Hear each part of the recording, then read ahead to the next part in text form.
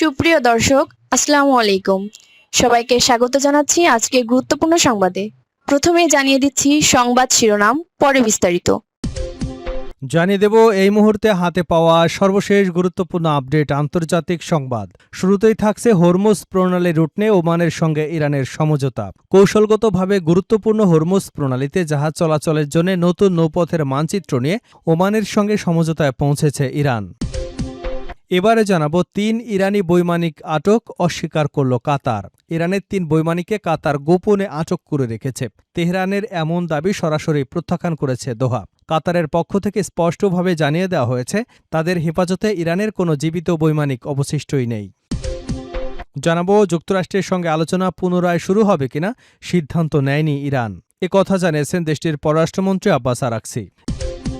এদিকে ইরান যুদ্ধে ব্যস্ত যুক্তরাষ্ট্র এশিয়া ছাড়ছে শেষ বিমানবাহী রণতরী। ইরানের সঙ্গে চলমান যুদ্ধে যুক্তরাষ্ট্রের বিমানবাহী রণতরীগুলোর উপর চাপ বাড়ছে। এরই মধ্যে এশিয়া প্রশান্ত মহাসাগরীয় অঞ্চল থেকে যুক্তরাষ্ট্রের সর্বশেষ বিমানবাহী রণতরীও সরিয়ে নেওয়া হচ্ছে। ফলে পশ্চিম প্রশান্ত মহাসাগরীয় অঞ্চলে আপাতত কোনো মার্কিন বিমানবাহী রণতরী দেখা যাবে না। এবারে জানাবো পাকিস্তানের নিরাপত্তা বাহিনীর অভিযানে ১০ সন্ত্রাসী নিহত। পাকিস্তানের বেলুচিস্তানের খুজদার জেলার সুরপারুত এলাকায় নিরাপত্তা বাহিনীর অভিযানে ১০ সন্ত্রাসী নিহত হয়েছে। এ সময় আহত হয়েছে আরও বেশ কয়েকজন। এবং সর্বশেষ জানাবো যুদ্ধবিরতি নিয়ে আলোচনা করতে মিশরে যাচ্ছেন হামাস প্রধান। গাজায় যুদ্ধবিরতি নিয়ে আলোচনার জন্য মিশরের রাজধানী কায়রো যাচ্ছেন ফিলিস্তিনি প্রতিরোধ আন্দোলন হামাসের রাজনৈতিক নেতা ও প্রধান আলোচক খলিল আল হাইয়া। এতক্ষণ শুনছিলেন সংবাদ শিরোনাম, এবার থাকছে পুরো সংবাদ। দর্শক, অনুরোধ থাকবে ভিডিওতে একটি লাইক দিন, কমেন্টস করে জানিয়ে দিন এই ভিডিওটি আপনি কোন জেলা থেকে দেখছেন এবং শুনছেন। হরমুজ প্রণালী রুট নিয়ে ওমানের সঙ্গে ইরানের সমঝোতা। কৌশলগতভাবে গুরুত্বপূর্ণ হরমুজ প্রণালীতে জাহাজ চলাচলের জন্য নতুন নৌপথের মানচিত্র নিয়ে ওমানের সঙ্গে সমঝোতায় পৌঁছেছে ইরান। ইরানের পররাষ্ট্র মন্ত্রণালয়ের মুখপাত্র ইসমাইল বাঘাই শনিবার এ তথ্য নিশ্চিত করেছেন। শনিবার তুর্কি বার্তা সংস্থা আনাদলু এ খবর প্রকাশ করেছে। ইসমাইল বাঘাই বলেন, কয়েক সপ্তাহ ধরে চলা কারিগরি আলোচনার পর দুদেশ হরমুজ প্রণালীতে জাহাজ চলাচলের নতুন রুটের মানচিত্র নিয়ে একমত হয়েছে। ইরান এবং ওমান দুই দেশই এই গুরুত্বপূর্ণ জলপথের উপকূলীয় রাষ্ট্র। নিরাপদে জাহাজ চলাচলের পথ নির্ধারণে গত ৩ মাস ধরে দুদেশের মধ্যে আলোচনা চলছিল। বাঘাই জানান, গত ১৮ জুন নিরাপদ নৌচলাচলের রুট তৈরির বিষয়ে একটি সমঝোতা স্মারক সই হবার পর আলোচনা আরও জোরদার করা হয়। গত ৩ সপ্তাহে আলোচনায় উল্লেখযোগ্য অগ্রগতি হয়েছে এবং শেষ পর্যন্ত জাহাজ চলাচলের রুটের মানচিত্র নিয়ে সমঝোতা হয়েছে। এই পরিকল্পনা তৈরিতে ইরানের পররাষ্ট্র মন্ত্রণালয়ের নেতৃত্বে প্রতিরক্ষা, নিরাপত্তা ও পরিবেশ বিষয়ক কর্তৃপক্ষ অংশ নিয়েছে। তবে এখনও কিছু বিষয় নিয়ে দুদেশের আলোচনা চলছে। এর মধ্যে তেহরান এবং মাস্কাট থেকে প্রকাশ করবার জন্য একটি যৌথ বিবৃতির বিষয় রয়েছে। প্রক্রিয়াটি চূড়ান্ত না হওয়া পর্যন্ত দুদেশের মধ্যে আলোচনা চলবে বলে জানান বাঘাই। ইরানের এই মুখপাত্র জোর দিয়ে বলেন, এটি ইরান এবং ওমানের মধ্যে একটি স্বাধীন সমঝোতা।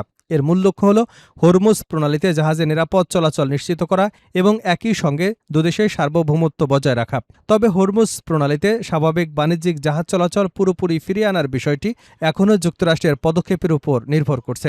বাঘাইয়ের দাবি, যুক্তরাষ্ট্রের অবৈধ কর্মকাণ্ড, সামরিক হুমকি এবং নৌ অবরোধ বন্ধ করতে হবে। পাশাপাশি গত ২ মাসে যুক্তরাষ্ট্রের প্রতিশ্রুতি ভঙ্গের জন্য ক্ষতিপূরণও দিতে হবে। হরমুজ প্রণালী জাহাজ চলাচল নিয়ে এই আলোচনা ইরান যুক্তরাষ্ট্রের একটি সমঝোতা স্মারকের আওতায় শুরু হয়েছিল। ওই সমঝোতায় তেহরান এবং মাস্কাটে হরমুজ প্রণালীতে জাহাজ চলাচলের জন্য নতুন কাঠামো তৈরির দায়িত্ব দেওয়া হয়েছিল। তবে ইরান বরাবর বলে আসছে, জলপথটি পুরোপুরি স্বাভাবিক করবার সিদ্ধান্ত যুক্তরাষ্ট্রকে তাদের প্রতিশ্রুতি পূরণ করবার উপর নির্ভর করছে।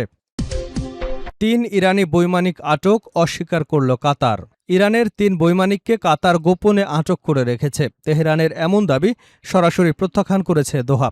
কাতারের পক্ষ থেকে স্পষ্টভাবে জানিয়ে দেওয়া হয়েছে তাদের হেফাজতে ইরানের কোনো জীবিত বৈমানিক নেই। আল জাজিরার প্রতিবেদনে বলা হয়েছে, কাতারের পররাষ্ট্র মন্ত্রণালয়ের মুখপাত্র মাজিদ আল আনসারি ইরানি কর্মকর্তাদের এমন বক্তব্যে বিস্ময় প্রকাশ করেছেন। তিনি বলেন, কাতারি বাহিনী কোনো ইরানি বৈমানিককে বন্দী করেনি। এর আগে ইরানের পক্ষ থেকে দাবি করা হয়, সাম্প্রতিক সামরিক সংঘাতের সময় দুটি যুদ্ধবিমান ভূপাতিত হবার পর ৩ বৈমানিককে জীবিত আটক করে কাতার। ইরানের ফার্স বার্তা সংস্থার প্রতিবেদনে বলা হয়, দেশটির সশস্ত্র বাহিনীর জেনারেল মোহাম্মদ বাকের জাদে আন্তর্জাতিক রেড ক্রস কমিটির কাছে পাঠানো এক চিঠিতে এই অভিযোগ করেন। চিঠিতে দাবি করা হয়, গত মার্চে দুটি সুখোই 24 যুদ্ধবিমান বিধ্বস্ত হবার পর জাওয়াদ সালেহি, আব্দুল মাজেদ দাশতিয়ান ও ইমরান বেরাবসিয়ানকে জীবিত অবস্থায় আটক করা হয়।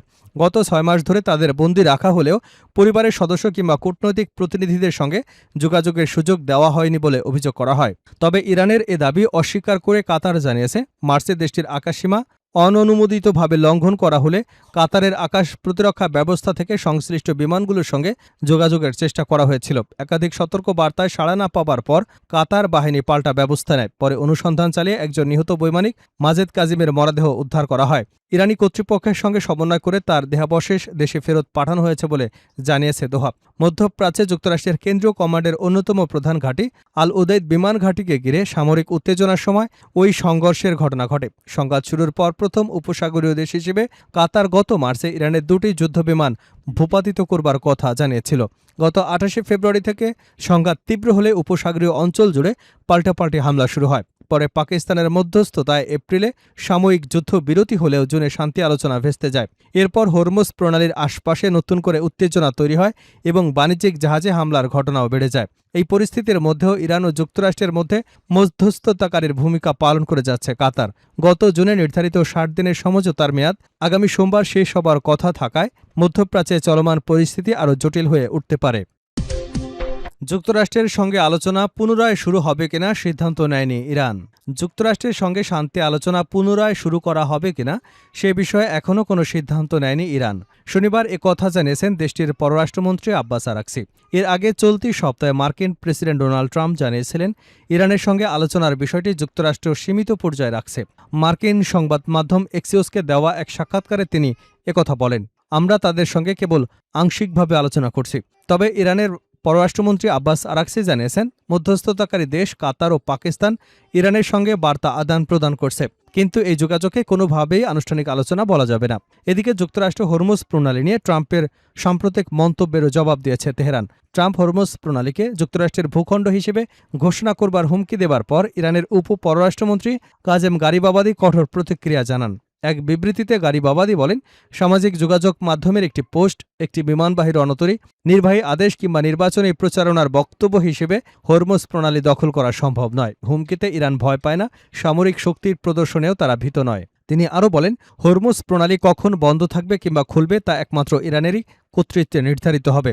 ইরানের এই উপ পররাষ্ট্রমন্ত্রীর ভাষ্য, যুক্তরাষ্ট্র যতক্ষণ যুদ্ধের বাস্তবতা ও পরাজয় মেনে নিতে অস্বীকৃতি জানাবে এবং ভ্রান্ত ধারণা থেকে সরে আসবে না, ততক্ষণ হরমুজ প্রণালীতে অবরোধ কার্যকর রাখবে তেহরান।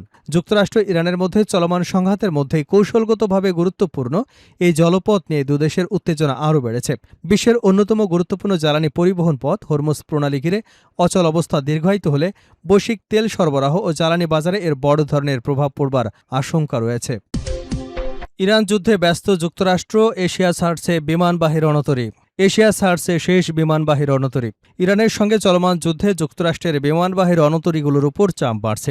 এর মধ্যে এশিয়া প্রশান্ত মহাসাগরীয় অঞ্চল থেকে যুক্তরাষ্ট্রের সর্বশেষ বিমানবাহী রণতরীও সরিয়ে নেওয়া হচ্ছে। ফলে পশ্চিম প্রশান্ত মহাসাগরীয় অঞ্চলে আপাতত কোনো মার্কিন বিমানবাহী রণতরী থাকবে না। অ্যাসোসিয়েটেড প্রেসের প্রতিবেদনে বলা হয়েছে, ইউএসএস জর্জ ওয়াশিংটন প্রশান্ত উপসাগরীয় অঞ্চল ছেড়ে মধ্যপ্রাচ্যের দিকে যাচ্ছে। সেখানে দীর্ঘদিন ধরে মোতায়েন থাকা ইউএসএস আব্রাহাম লিঙ্কনকে প্রতিস্থাপন করবে এটি। ইরানের বিরুদ্ধে চলমান অভিযানে লিঙ্কনের মোতায়েনের সময় এরই মধ্যে মূল পরিকল্পনার চেয়ে বাড়ানো হয়েছে। দীর্ঘ সময় সমুদ্রে অবস্থানের কারণে জাহাজটির নাবিকদের মানসিক স্বাস্থ্য ও স্বাস্থ্য অবস্থা ও সরবরাহ অবস্থা নিয়ে উদ্বেগ তৈরি হয়েছে। বিশ্লেষকদের মতে, প্রশান্ত মহাসাগরে মার্কিন বিমানবাহী রণতরীর অনুপস্থিতি সাময়িক হতে পারে। আগামী কয়েক মাসের মধ্যে যুক্তরাষ্ট্র আরেকটি রণতরী সেখানে পাঠাতে পারে। তবে এই পরিস্থিতি ইঙ্গিত দিচ্ছে, ইরানকে ঘিরে দীর্ঘমেয়াদী সামরিক অভিযান মার্কিন নৌবাহিনীর উপর বড় ধরনের চাপ তৈরি করেছে।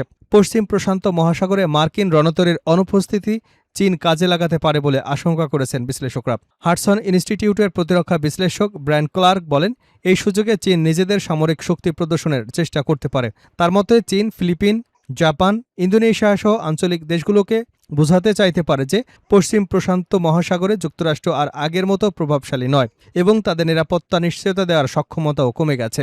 চীনের সামরিক তৎপরতাও সম্প্রতি বেড়েছে। চলতি সপ্তাহে ইন্দোনেশিয়ার সঙ্গে নৌ মহড়া করেছে বেইজিং।